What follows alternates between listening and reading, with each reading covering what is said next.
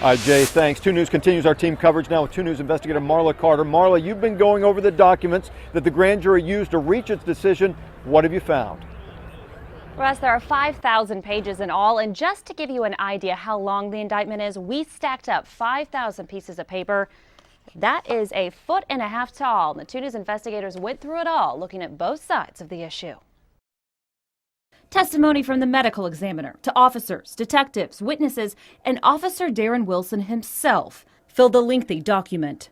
The 2 News investigators examined testimony line by line and uncover what isn't in the headlines, like the fact that the prosecution referred to Officer Wilson as the victim in the case. A detective said, quote, "That's how we list assault on law enforcement. He was the victim of the assault that we were initially investigating." Again, the victim, Officer Wilson, was the one being investigated for possible homicide, while Brown was labeled the deceased. Then there's testimony from the medical examiner saying she wasn't able to take photos. The examiner's camera battery died once she arrived at the scene. Instead, investigators had to rely upon the St. Louis County PD's photos.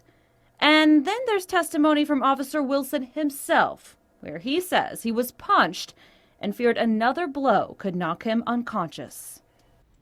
Now, coming up tonight on 2 News at 6, we'll hear from one of Brown's friends and the closest witness to his death. And there's so much more on our website. You can read the entire sheet at KJRH.com. Live in the newsroom, Marla Carter, KJRH.com.